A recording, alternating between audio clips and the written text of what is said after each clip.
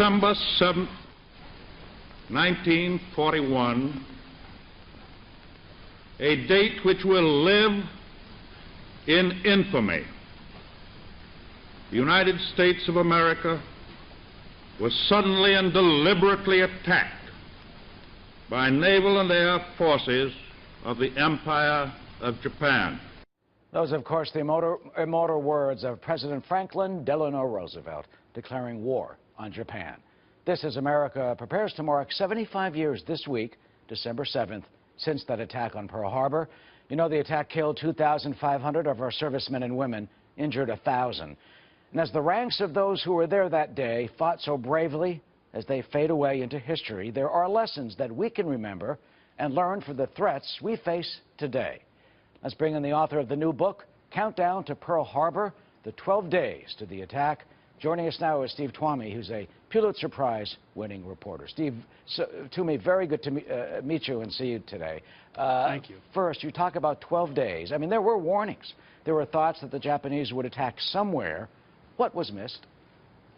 Oh, there were numerous things missed. I think from proper interpretations of the burning of secret codes and the destruction of coding machines to underestimation of the Japanese and their abilities to carry out such an attack. But underestimation was the probably the only one of the significant factors that contributed to what happened. What are some of the other significant factors that you cite? Well, we knew war was coming. The fact that the Japanese were going to attack various colonies of European powers in the Southwest Pacific was well known. It was obvious that it was going to happen. We failed to anticipate that in doing that, they would also attack Pearl Harbor. There were mistakes of assumption made. Washington thought the Pacific Fleet was on guard. It wasn't, but they had failed to determine for themselves that it was the case. And also, on Pearl Harbor, they had a tendency to get new intelligence, but to spin it in a very positive way, a way that minimized the danger to themselves.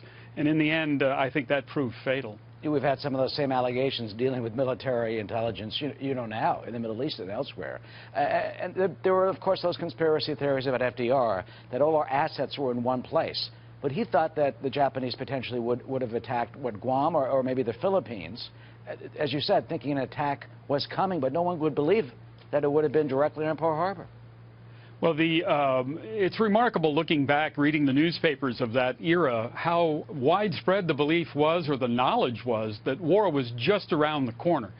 What was in the papers that day was ominous and suspicious, and I think people were prepared for war. It was the target that the Japanese chose that surprised people, particularly the Navy, because the Navy had assumed that the Japanese were incapable of conducting a long-range raid on their fleet. There was sort of a tendency to minimize the ability of the Japanese. We didn't think very highly of their abilities as pilots or as technical and mechanical innovators. And that was driven home, or the mistake was driven home with a vengeance just about 8 o'clock on December 7th. Yeah, and you know, one of the most astounding things that were missed was the Japanese sent a code to the ambassador in Washington that morning, apparently. Can you just explain that? To break diplomatic ties with the U.S.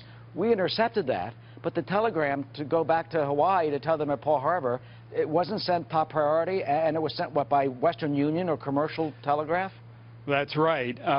We had broken the Japanese diplomatic code, which did not reveal to us their military plans, but certainly gave us a sense of their increasing agitation about negotiations with Washington.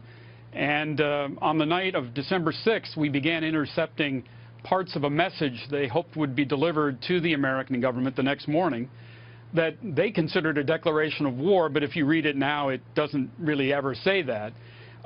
That was enough, however, to cause Washington to alert Pearl Harbor and all the other outposts in the Pacific with a message that was written about 11:30 in Washington, December 7th, But due to atmospheric interference, of all things, that message couldn't get to Honolulu and couldn't get to Manila by normal means. They had to send it via Western Union, and it arrived too late. Oh, that is so sad and tragic and ironic. And also a reminder, I guess, Steve, that we should never underestimate the threats or what we face anytime, especially today. Steve Toomey, author of the book on Pearl Harbor. We will mark that day. Remember those who fought so bravely for this country and are still on the front lines in harm's way today. Thank you for joining us this afternoon. Thank you. Of course.